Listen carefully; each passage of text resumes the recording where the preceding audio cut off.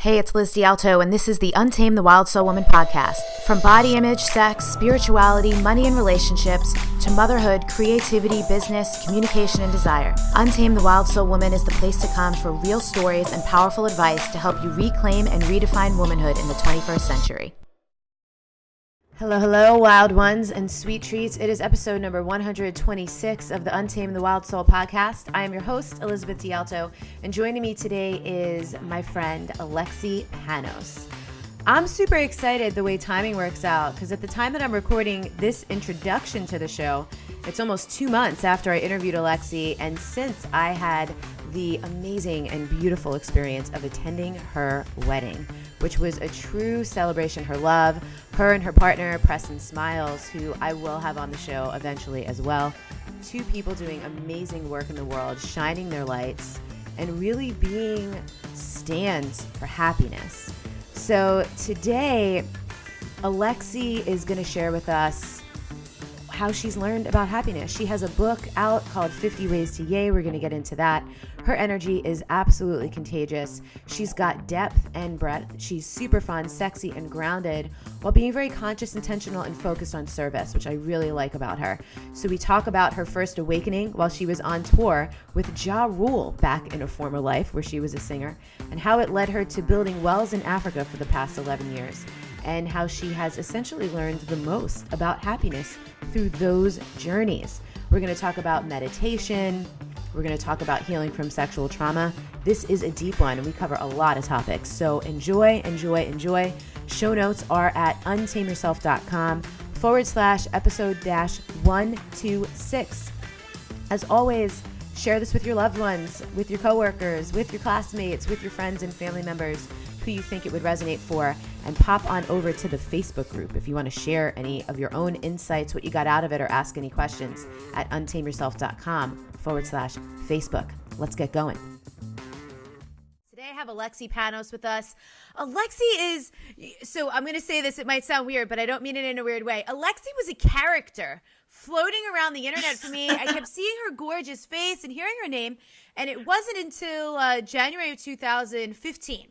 I had the pleasure of finally meeting you in real life. And Alexi's one of those people, like, we're in so many of the same circles. We'd just been orbiting around each other. And I'm like, yes, you're a real person. And then we had like these other random connections too that were off the internet, like a mutual friend we both have in New York City, who's another amazing human being, Zuyapa. So super fun. So much great energy here. I'm pumped to talk to you. You know, you and your amazing partner, Preston, do such incredible work in the world, separately and together. And I know there's pieces of your story I don't even know that I'm sure we'll get to in the episode, but thank you so much for being here.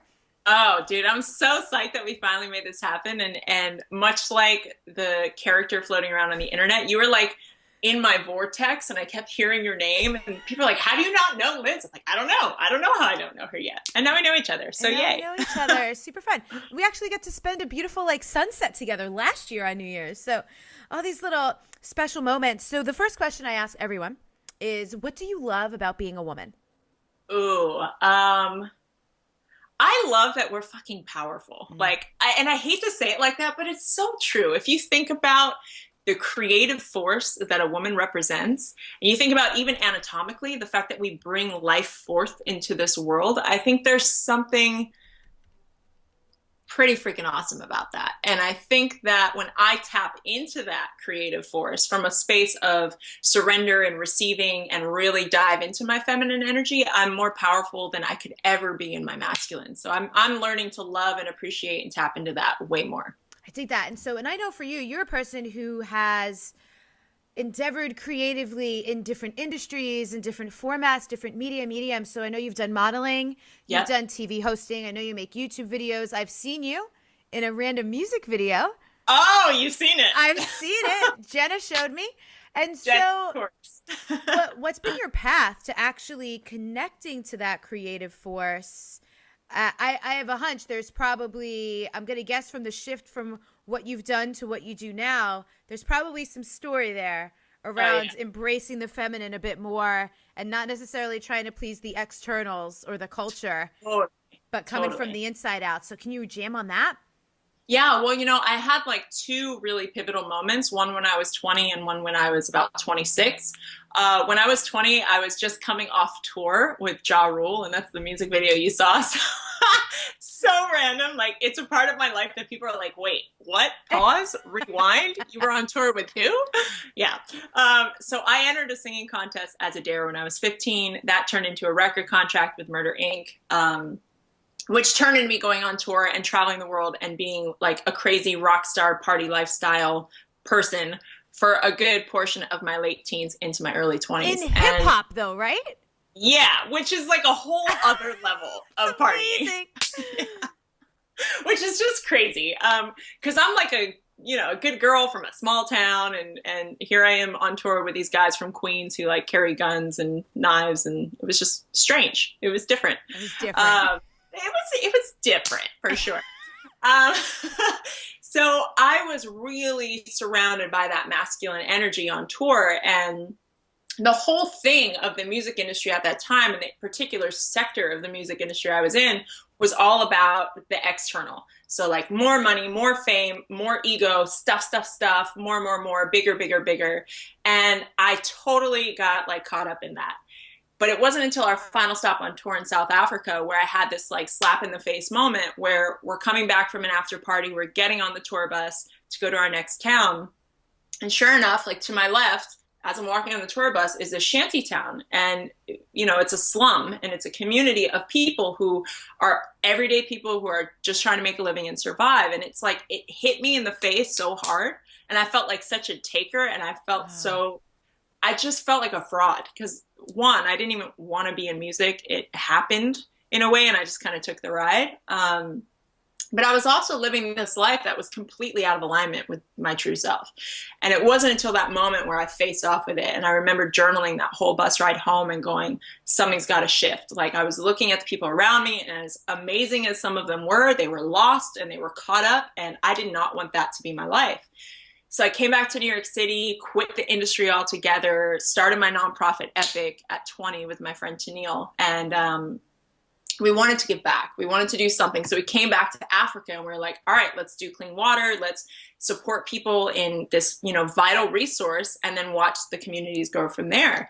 And while I was doing Epic, I got back into entertainment and modeling and hosting because, I was used to a certain type of lifestyle, and that came so easy for me. So to make that type of money and to give me freedom to travel to Africa, that was like win-win. But again, I eventually got caught up in the success and trying to be the best at the industry and make six figures and owning my first place by 25 years old. And I knocked all that stuff off my list, but at what cost? Yeah. Here I was like masculine energy, killing it in terms of the world. But in terms of my soul, I was just like an empty vessel, like my poor soul was dying on the inside. And it wasn't until, again, back in Africa, I had my second wake up moment where we were in this community. We go back every year and we spend a month. And in this particular community, we had just drilled a water well, and all the women come out and they celebrate and they're dancing and they're crying and they're, doing that thing with their tongues. They're like, everyone's going nuts. And it was amazing. And here I was mentally being so grateful and thankful for being there, but it wasn't landing. Like nothing was permeating my body. And I look at my partner, Tennille, who's like a walking heart on legs, and she's crying and she's like moved to tears and it's got chills on her body. And I looked at her and I was like, oh, how annoying. Like, why does Tennille always get emotional? And then I looked at me and go, why am I annoyed at that? Like, why am I jealous of her being emotional? And it hit me that I was just like blank slate. I was achieving, I was doing all the right things. Here I am doing this amazing work, but nothing was landing.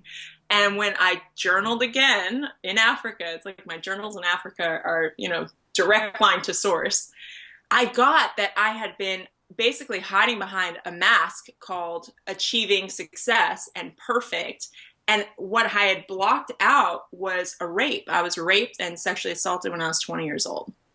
And I had built like the Great Wall of China between my emotions and the world because I didn't want to deal with that. And it was so interesting because obviously I know that happened when I was 20, but I was so cunning with my intellect that I like buried it back here somewhere and forgot that it even happened, Yeah. and kind of convinced myself that it didn't. And what I saw was the correlation between trying to build the external to make myself feel better, Right. right? When really I just needed to heal. I needed to heal that deep wound. And that was really the deep dive into my feminine. And that's when I recognized that there's so much in softness, and there's so much in transparency, and there's so much in accessing our shadow and showing it and being real about it and not wearing this mask called perfect all the time. And that's what led me to the work I do now, because I started working with myself and uncovering all these amazing things. And then I started working with other women who had sexual trauma, which turned into me doing workshops, which turned into me working with men who had trauma, which turned into me doing what I'm doing now. So it's like the perfect blend, obviously, to turn my pain into my passion and my purpose. And it's been amazing. Can we talk a little bit more about sexual trauma? Let's do it. Not necessarily your specific experience. I'm really, really curious because I haven't had the experience, and I have so many people coming to me as well. I used to hold a really limiting belief that I couldn't help people who had had this experience I hadn't had. And then I started realizing that, well, then that just means I'm not going to be able to help the majority of people because most people have. Right. That Which was is so crazy. That was shocking to me. It was only almost 3 years ago now where I was at a like a transformational workshop. And that was the moment when I realized, like, holy shit, most people have had this experience. Yep. And the reason I didn't know was obviously because so many people don't talk about it. Exactly. So in my observation, and you can correct me if I'm wrong, it seems like there's a couple different categories of people with that experience. There's the people who have had it very, very, very young, and in some cases don't even remember, and then something happens and they remember and they're like, oh my God, this thing happened to me. Yeah. And then there's people where it happens like later in life, which I'm going to call just like when they have the conscious awareness, like a teen or in their 20s or even later than that. I've seen people where it's happened more than once, and people are like, how the hell does this keep happening to me? But the way people handle it seems to be some people literally say nothing. They don't report it. They're so ashamed. It goes under the rug. No one ever says anything until kind of like what you're describing. It gets so painful and so like something happens where you're like, oh my God, all right, I finally have to deal with this. Some people are open and vocal about it. Some people, it totally shuts them down, depression, all these things, pull away from their family. And I'm sure there's all these other pure permutations of the response and how people deal with it. So, and I know we have people listening right now, maybe they've pressed pause, maybe they're like breathing deeply, crying or whatever, because they're having their own moment of recognizing, I've had this experience. Oh my God, I don't want to feel this. So what are some of the places where people start to be able to heal this? Or even later on. I have 100 questions. Just start talking and then we'll keep going. Yeah, I think the biggest thing is we have to be gentle with ourselves first. There's no one process for everyone. Right. I think different things work for different people, and we have to be patient and gentle with ourselves. That's number one. I think a lot of people will compare their journey to someone else's and say, well, they got over it. Now they're using this and I can't do that. And yeah. You've got to be gentle and say, I'm in my process. It's uniquely mine. It's for me. And I get to love myself unconditionally through this whole thing. So that's number one. Number two is you got to look at it. You got to look at it. It's like the monster under your bed that's freaking you out, and you're under your covers and you're like, I don't want to look. I don't want to look. The minute you look and you see it for what it is, it's not as bad as we've made it out to be. And the thing is, when we ignore something, even if it's in like way, way back in our subconscious mind and we forget that it's there, like I did, it just gets bigger and bigger and bigger and bigger. And it ends up taking up a lot of space. Yeah. So Preston and I, we do workshops and we have a process where people share some deep shit from their past. And 95% of every room we do it in, it's sexual trauma. Yeah. And what happens is once they release it, we see this huge energetic release, just from speaking it out, because so many people haven't used their voice around it and haven't even looked at it for what it is. And the minute we claim it and we go, okay, we put it outside of ourselves with our voice, it lessens the impact on our spiritual selves. Yeah. And that's huge. So pause a second, because you said two things that I want to make sure whether someone listening is relating to this because they've had sexual trauma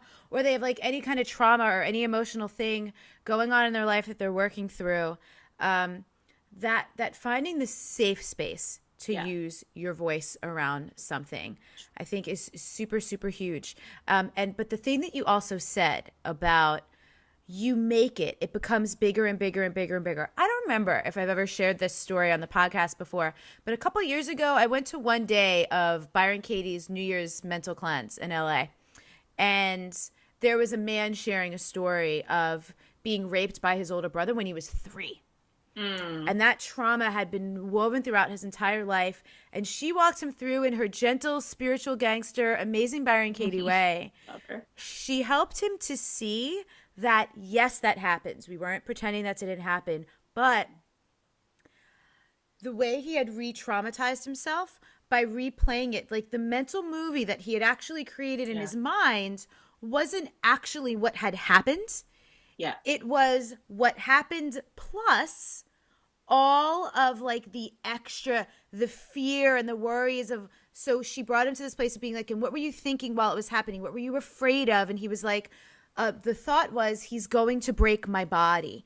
And so the mental movie that this man had been playing in his mind for 30 plus years was not just the actual black and white like detail of what had happened, but that plus the loaded on extra, he's going to break my body. Oh my God, this is happening. The terror and like the extra details. So there's really a lot to how memory is not accurate. It's never accurate. And that makes it a gajillion times worse. And so to someone who's had an awful experience like that, it almost sounds insensitive to be like, hey, you're making it worse. But it's also really important to just kind of see, again, like you were saying, from a place of extreme gentleness, that we all do that to varying degrees, whatever is the scenario. Totally. And you're so right. You know, science is actually proving that when we go back into memory, we build on it each time. Yes. So each time we access it, we're adding a new piece to the puzzle that was never there in the first place. So it's important to have, you know, help and have someone help facilitate those memories, because then you can get to the facts. Here's what happened. And now what did I add to it? What's my story around fear, around what I hoped and expected it to be, how I wanted my parents to react or whoever to react, how I wanted myself to react, because we're putting all this stuff around the facts. Meanwhile, it becomes, again, bigger and bigger every time we visit it. So that's so important. And then the final thing I'll offer is ask for support. You'd be surprised when you share this with, especially with people who love you, how many people want to know this because they feel you distant, they feel you disconnected, they feel you shut down emotionally, and they don't know why. And that's frustrating to them because they're trying to access your love and they're trying to be there for you in the way that they can. But if they don't know what's going on behind the scenes, they can't support you. So when we're transparent with ourselves in a gentle way, like, hey, here's what I'm being with right now. Here's what I'm processing. Someone can kind of have a glimpse into your soul. And that creates such an opening for such a deeper bond. And a lot of times that's what our soul needs, is to know, A, we're not alone, and B, somebody's here to support us. Yeah. So in your experience, I have a huge bias around this because I've been in major inquiry around this lately. How do I identify, how to discern who are the safe spaces? Because if you bring one of your most sensitive and traumatic issues to someone who emotionally doesn't know what to do with it, that can almost, in some cases, be even more damaging. Because like you said, I want someone to react this way. They don't. Totally. And I'm in such a sensitive emotional place that I can't even in that moment not take it personally that like, okay, they just didn't know what to do with it. How do you recommend, or how have you personally identified the safe spaces? Or have you had an experience or worked with anyone who's had an experience where they took it to a space that wasn't safe? And then what do you do? Yeah, so I think for me personally, I've trusted my gut on it. The first person I told was a girlfriend of mine that was a really close friend, but we hadn't ever like broken that surface level of friendship. And we bartended together in New York. And I remember one night we're opening up the bar and I just decided to share it because it just felt like the time. I don't know why, but it felt like the time. And she turned to me and she grabbed my arms and she just looked at me, and I could see the pain that she was experiencing for me as a friend. And she said, "I'm so sorry that you went through that." And she said, "Can I offer something?" and she offered a little something for me, which was beautiful. And then she shared something that she had been through. And it was like this amazing moment where we both saw each other for the first time. And I just trusted my gut on that. And ever since, I've shared it with people that I've trusted my gut on, and now I share it publicly. So some people are going to have a thing about it, some people aren't, but it doesn't trigger me as much anymore. I do still have my stuff that comes up every now and then, but it's not like a really big spark. Now, I have had clients in the past who have shared, let's say, with their parents, who, if they were molested by a brother or sister, and then they bring it to their parents. And their parents, I always prep them. Your parents' number one thing is going to be, I should have protected my son or my daughter. Totally. So they're going to take it personally first. And when people take things personally, we don't know how that's going to look, but you have to be compassionate to how they're taking it. Yeah. So, which I can imagine being a person with an issue, being so pissed off that I have to be compassionate for someone else right now when I need some freaking support. Totally. But it's twofold, right? Yes, so when you tell parents in a situation, there's so much healing that occurs, because often as children, if we're molested as children, we just need to get it off our chest and tell our parents, because we've got the expectation that they were supposed to help. They were supposed to save us. But we have to also come with no expectation of how they're going to show up, and just be the space to share and say, listen, I'm being with this. I just want to let you know, I expect nothing from you. I just needed to share it. Yeah. Now, what I recommend clients who are just kind of coming into, oh my gosh, this happened. Oh my gosh, I'm aware of it. Okay, I'm facing off with it.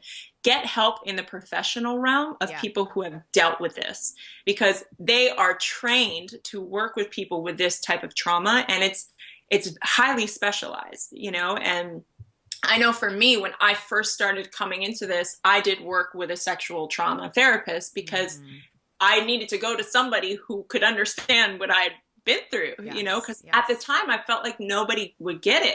Sure enough, the more I started sharing, I recognized that, 4 out of 5 of my friends had been in a similar situation. And then there was that whole thing of like, oh, wow, I didn't know that about you. Why did we keep this from each other? And it just like totally deepened our bond. Yeah, I appreciate this a lot. And even for me as a coach. So one of the things I notice is there are going to be scenarios where I will refer something out. And while I do end up working with a lot of people who have had any kind of trauma, but a lot of sexual trauma, I'm never their first stop. Right? Yeah. Like I had a situation several months ago, a woman who had applied for my mentorship, and we decided the mentorship wasn't for her, but what she decided was, I need to go to trauma therapy. And we were like, great, like do that first. Right. Yeah. Because that's super out of my scope of practice. Yeah. And I think there's so much, and I've had this conversation with many coaches on the show, or some people who are therapists or have been in therapy, how they just are, it's such a complementary thing. Right. Yeah. Like, I'm sure as a coach, you've had the experience where people are like, oh my God, I've been in therapy for 20 years. This is even better. Totally. Like, you can't underestimate that because you were in therapy for a decade. Right. You could actually hear that. That's right. So like both are so important. So for anyone listening, if there's anything that you need to heal, like vet your options, right? Or try some things out, or go to a session, work with the healer, do some things. But like Alexi was saying, always, always, always go with your gut.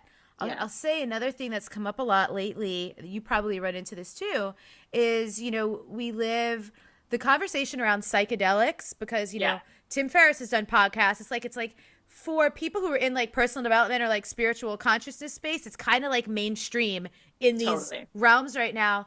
And I've heard a lot of people having trauma in those experiences because they weren't held in a safe space, or there wasn't, or like whatever. So I don't want to hijack the entire interview talking about this kind of stuff, but I know you've probably run into a lot of it too. Oh, for sure. Well, and psychedelics, everything's got a million sides to it, right? So I do think in our world, like psychedelics have kind of been glorified and glamorized, like, oh, it's this immediate access point to God and to source and da-da-da. And can it be that? Sure. But it can also be a ride through your shadow. Like, if you're not prepared for that, giddy up, partner, because it's quite a ride. Like and I'm speaking from experience where ayahuasca is something I did in Peru last year. And actually before I met you at Archangel, I'd just come back from Peru. And it was this amazing, terrifying, awful, incredible everything experience that I wish somebody was more real with me about, because all I heard up to that point was it's beautiful. It's just like incredible connection with source. And all I got was all the good, and people just like left out. Oh, that's funny. It's like the opposite. I had heard like 15 people's ayahuasca stories before anyone said anything like lovely about it. No way. See, I wish that was my experience. I'm such a like, I need to know, like I'm a controller. So I know everything and see how the puzzle lays out before I go in. And so I'm like, okay, awesome. Sure enough, it was everything I did not expect and more. It was amazing, but I also have chosen not to go back into ayahuasca for many different reasons. One of which, I don't believe it's my plant. Yeah. You know, and that's the other thing. Like, I now have friends who are in the shamanic world, and they say ayahuasca is not for everyone. Like, there's different plant medicines for different people. And there is so much more to know than just like, do ayahuasca. There's so much more. Like, do some research first. You're like, do some research, actually. Yeah, exactly. So you wrote a book this year, 50 Ways to Yay, and you and I are going to dive a bit deeper into it in your Wild Soul Insider session. But tell us about it. What does it even mean to you, 50 Ways to Yay? Why is that the title? Why was that the book? Yeah, well, it was the title and it was the book because that's what came through. You know, I'm always been a writer, and literally one day I opened up my laptop and started writing, and this book started writing itself. And I love books. I've been an avid reader for years, but I recognize I'm like part of the minute population that still loves to read. Yeah. And I have way more friends. I'm with you, girl. I love reading. Yes. And like, I like physical books. Like, I like to touch them and smell them. I'm weird. But I recognize that people are busy and their attention span is like this big, and they want the knowledge and the wisdom, but they don't want to spend hours and days and weeks and months reading books. So I really wanted to make 50 Ways to Yay something that was digestible and that people would actually read. Not just like, oh, I read the first introduction and I'll get back to it 9 years later. You're like, oh yeah, that book, you know? And 50 Ways to Yay, the title and like the essence of it, everybody wants happiness, but they're not getting that it's a choice. And it's a choice in every moment, and it's a choice with how we show up. It's a choice with our actions, our words, our ways of being. And for me, I found 50 ways that work to access my happiness. So I wanted to share that with people because I think people think it's a destination, and it's not. Happiness is a choice over and over and over again. So I'm super excited for your perspective on this. Every once in a while, not often, but sometimes I'll make a post on Facebook, or my partner Mike will make a post on Facebook, and it's like, it's pretty clear that I have a podcast. If I'm posting something on Facebook, I have access to Wi-Fi. If I'm talking to people, I'm talking to people who live in the first world, right? Yeah. But I'm super curious because when I say something like, because I'm 100% on board with you, we're in choice every moment of every day. When people like to throw in the curveball of, well, what about people in the first world? So like, who don't have access to this, who don't have access to that, who don't know these things. What's your take on that? I love that you brought that up because I get that quite a bit. Like, I'll post stuff and people are like, oh, that's easy for you to say from your white privilege background, blah, blah, blah, blah, blah. And I appreciate their stance and their opinion, but here's why I actually know this to be true for myself, because I've been doing nonprofit work in the slums and rural communities of Tanzania, Africa for the last 11 years. And what I've noticed there from the people is what is in my book. They know happiness more than we do in the first world. And this is what people don't get. They think, oh, these poor people who are so miserable and have nothing. Oh, I feel so bad for them. Meanwhile, they don't have electricity, they don't have running water, they don't even have doors on their homes, they have curtains, they have maybe one outfit that they wear that's normally a piece of cloth, but they're happy. Why? It's choice. And this is what I got. They taught me this. This is like where my happiness journey started, was in Africa, because these women and these children who have nothing according to our standards have way more than we've ever had, because they choose happiness, they choose love, they choose community, they choose hope, they choose to focus on what they do have rather than what they don't have. And here's the disease in the Western world, is we're focused on what we don't have. Totally. 24/7, all the marketing, so everything. Much choice. And the irony is, like, yes, we're always in choice, but part of what makes that so hard is that there are so many choices available to us. We're overwhelmed. We're like, yes, I have a choice, but I also have a million of them. I have a million of them, actually. Yeah. Oh, I love that so much. Right? Because it's just like so simple. So simple. And people they don't want that to be true because it's an easy answer. They're like, oh, well, how do you, I'm like, here's a video from my trip last year. Just watch this. And it's like, it's right there for them to see, but they don't want to see it. I invite people to come to Africa with us all the time. And anyone who's ever been on a trip with Epic and our team, they see that same thing. And it's a game changer because it's the simple truth that everyone's kind of teaching in personal development. But people are like, that's too easy. It's too easy to just be grateful. Too easy. Yeah. But it works. And again, that focus on like what you already have, not what you don't have. God, the focus on what you don't have is the cause of so much suffering. Oh, so much. And for women especially, like, my goodness, we are, and I was a part of this industry, ladies, for so many years. So I know like the backwoods kind of things that they do. They change everything in Photoshop. They freaking shave off, add, take all the pimples away, make the woman in the magazine look perfect. She doesn't look like that in real life. Yeah. And then we're comparing ourselves to this like non-existent human and going, I'm not enough. And then we're focused on why we're not enough. And then another ad tells us what we need to buy to be enough. So we buy it. And then we say, oh, well, I need to look this way, act this way, sound this way, dress this way. And we're constantly focused on what we don't have, how we're not enough. Meanwhile, we're missing the fucking unicorn that we are, you know, like it's mind blowing. It's mind blowing. So oh, you mentioned books. I want to ask you this. I know it's probably a tough question, but maybe not. Top 3 books that have actually changed your life. Oh, yeah. Okay, so there's quite a few, but my top 3. Intimacy by Osho. Have you ever read that? I have not. Oh, you would love it. It's like Osho's a mystic, and he's phenomenal. This book I read when I was probably early 20s, and it just like flipped my mind on what intimacy and love actually is, because I had this generalized societal view of what it looks like, and it blew everything to shreds, and it was just magnificent. In your early 20s, so I'm super curious too sometimes of how did you even find that book? How did you stumble into a book by Osho? I probably didn't hear of Osho until like 2 or 3 years ago. How did you stumble into that in your early 20s? Like, who handed you that, or who said you must read this Osho book?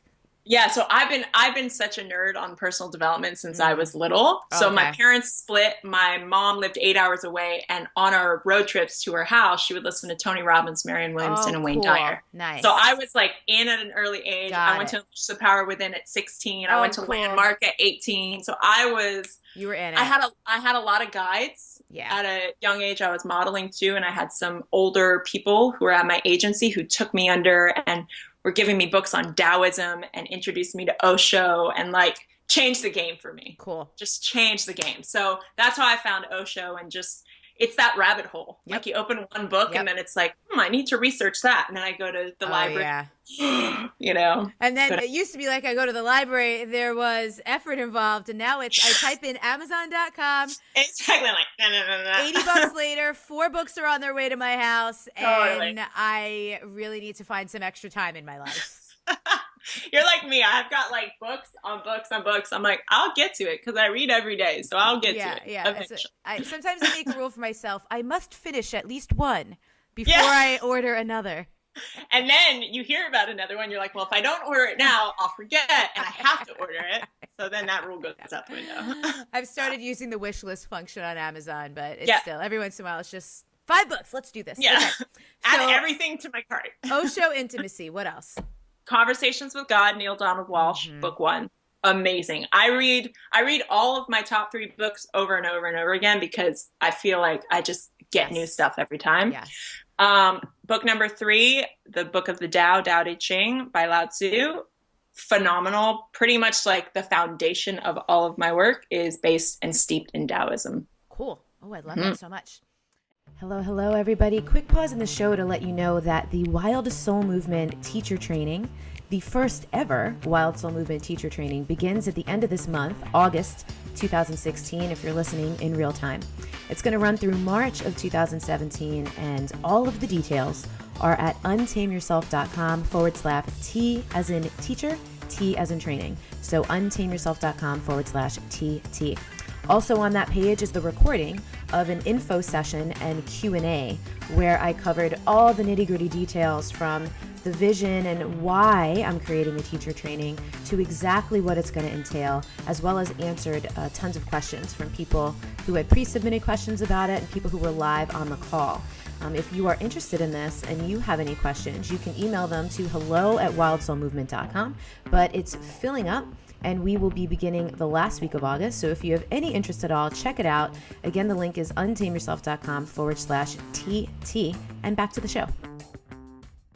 Great. So what are some favorite things for you?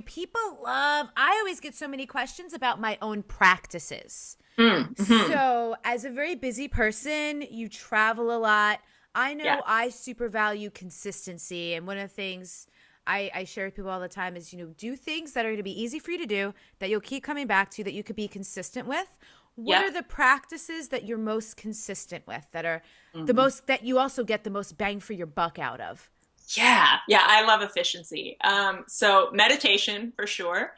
And it took me a while, I'll be totally transparent, to get why that was efficient, because I'm all about efficiency and getting the most bang for my buck with my time especially. And I think I had a story that like, what is this really doing for me? I'm just sitting here, da, da, da. But when I actually saw that it was like plugging myself into the divine, and it was like my connection to source energy, and that connection allows everything else to just be so much fuller, I got how valuable it was. And then there's like the health benefits and all that stuff too. So meditation. And what's your personal meditation practice? How do you do it? So I wake up and I need to leave my bed. Yes. I used to do it in my bed, but then I would just fall asleep. Me too. Then I'm like, and I wake up an hour later. I'm like, oh shit, I totally got to. So I have to get out of my bed, and I sit on either my little gypsy den that we have, or now we just moved to Venice and we've got like a little balcony. So we'll sit outside on our balcony and just take 10 to 20 minutes, depending on our morning, and just sit in silence. If I'm out, like we were just in Bali for a month, I sat outside every morning and stared at this beautiful jungle. And I actually did open eye meditation where I would just become one with whatever I was staring at. And it was profound. Like the daily teachings from nature to me was just like, I was like, mic dropped. Totally. Like, I started walking around. I think I started doing this a month or two ago. I'm calling them Wild Soul Nature Notes. I post them every so often on Instagram or Facebook, where I will go for a walk, and that's my intention. What can I learn from nature today? Yes. I mean, I was having a love affair with these rose bushes in my driveway. 4 of the posts were about the damn roses. Everyone's like, get over the roses, move on. Keep moving. Like, but I can't. They're so magnificent. There's so many lessons in the roses. Have you smelt them? Exactly. So yes, I'm with you. Nature, mic drop, every time. And like meditation doesn't have to look like your legs crossed sitting, no, like for me, I'm more of an active person. So I love staring at flowers. I love staring at a tree. I love going on a walk and listening and just listen, that's meditation. It is. So whatever that looks like for you, sometimes it looks like a bike ride for me on the beach, and then sitting on the beach and hearing the waves. Cool. But a little time in silence, just listening. Totally. Whatever comes up. So good. Another one is gratitude. So Preston and I learned this thing called the gratitude kata from our mentor, Scott Cody. And it's just phenomenal. It's a series of movements kind of steeped in martial arts where it's almost like Tai Chi. That's like the closest thing, where you're moving the energy with your breath. And we give gratitude for the universe, for past, present, all people, Mother Nature, masculine, feminine, and then ourselves. And it's just a beautiful movement that kind of awakens the body, awakens the breath, and honors all sides of life. I love that. Which I love, because if I get up and I'm like in my phone, I'm not honoring all sides of life. I'm just like in reaction. So for me to start my day with that, it feels really just grounding and powerful. I love it. And then the other one is my food. So I do this thing where I hover my hands over my food, even if it's like a cookie. It doesn't have to be like healthy food. Even if it's a cookie, I hover my hands over and I say this prayer, I guess you could say. And I just say, thank you for your journey to make it into my body. Thank you for nourishing my cells, nourishing my health, nourishing my vision, and nourishing the world. And then I hold my hands until I feel the energy come back from the food. And then the minute it does, it's like, okay, it's game time. And then I eat. And I'll tell you what, this practice alone, like talk about bang for your buck, I swear I don't work out. I eat healthy. I do eat healthy, but I also eat sweets. I have a sweet tooth. I have trimmed down and lost weight without trying. And I feel like, this may sound weird, but I feel like it's totally connected to me honoring my food. Yeah. Right? I agree. Like, because I'm putting it in my body and I'm loving it. I'm already thanking it for like doing what it needs to do in my body. Whereas before I would eat and be like, oh shit, I'm eating a cookie. This is bad. Why am I doing it? Damn it. Ice cream. Oh man, this is bad. And I'm hating it going into my body. And now I'm like loving this food. And I'm like setting my intention with my food. Yeah. And it's been a game changer. Like my body feels different. My functions, everything's working better. It's just everything has changed since I've done that. I appreciate that as a reminder because that's something I do a lot of the time, but not every single time. And something a friend of mine, Noah, who said, oh, this is a really long time ago, almost 2 years ago. The guilt is worse for you than the gluten. Totally. It's maybe so true. Unless you're an actual celiac, but right. Right. Yeah. Yeah. Like, what are you thinking as you're eating the food? Is it steeped in sensuality, pleasure, and gratitude, and that energy? Yes. And we've had people, my coach Siobhan, she's been on the podcast. We've had people talk about energy. Some people really dig it. Some people aren't into it. Some people go, I'm not super into it, but it's worth a shot. Because for all sure. of the other things that I'm doing, which feel punishing and rooted in deprivation, exactly, feel like ass. So I might as well try this energy thing. Because at least it sounds fun. Yeah, it sounds good. And empowering. Yeah. So those are your simple things that you do pretty much every day, all the time. Yep, all the time. And I will say, for those of you who feel weird about energy, I was so that person. I was like, it's a little like, no. Like I'm science-based. My mind is very rational. I need proof. But the thing is, the science is actually proving that everything is energy. Yes. So when we can think of it from a scientific perspective and go, well, if everything's energy, energy has an effect on other energy and it can shift it. So for me, that was like such a shift for me that just changed the game for me as far as what wisdom I was willing to take in. I love that sentence. Let's say that again. What wisdom I was willing to take in, which brings us back to even when we started, that feminine, that receptivity, right? Being willing to take it in.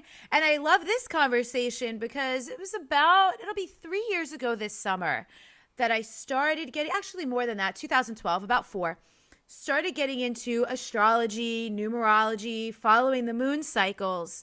Yeah. And I'll have people get really irritated sometimes or, oh, this was great.